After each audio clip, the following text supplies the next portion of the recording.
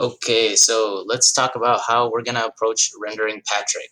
Since Patrick is a two-dimensional character and his reference does not actually tell us how he should be rendered, we kind of have to make it up on our own. Okay, when we're rendering, we're basically going to be following the direction of light. Remember, light and shadow, highlights and shadows. That's how we do shading. Okay, that's how we approach rendering. So this is how I go about it. I start actually by applying a gray midtone over top the whole thing. That way I have my medium value, which is how light or dark something is, right? This is a medium gray. I'm lightly applying pressure to my pencil, not too much, but not too little. I'm gonna go ahead and skip all the way past until I'm done because I basically do the same thing. Okay, and at this point, I decide I want the light source to be coming from the left side. Okay, so that being said, so I'm gonna let it play. So that being said, everything on the right side here is gonna be in shadow, and everything on the left side here is going to be lighter, right? I'm gonna work with the shadows first, and to do that, you're just going to press harder on your pencil to make a darker value. Okay, a darker value means you're getting closer to black. All right. So anywhere that shadows might be cast inside his eyes, and you saw on the right side, I added some shadows around the back side of his eye as well.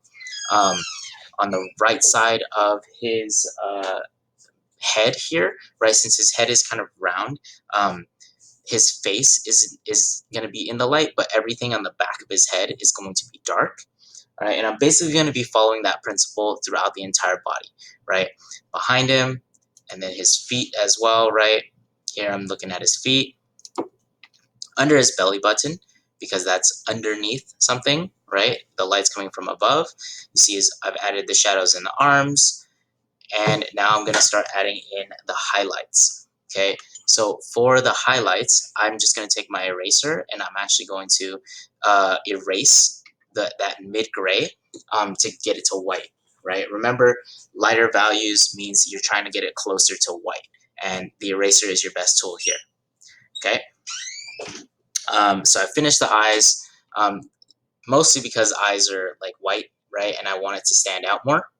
Now, kind of the same thing as what I was doing with the shadows. Everything on the left side is going to be highlighted, right, in extra, like this extra white color, right? So pretty much going to do the same thing.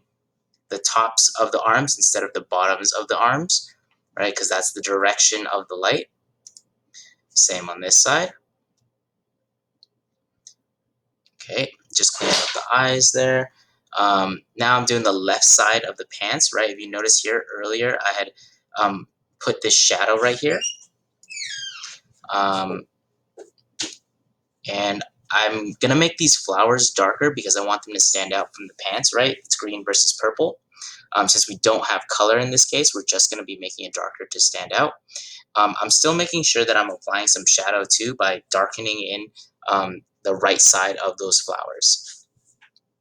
And it's about coming to an end, just finishing things up and following the shape, but applying any midtone that I accidentally erased too much of. And that's it.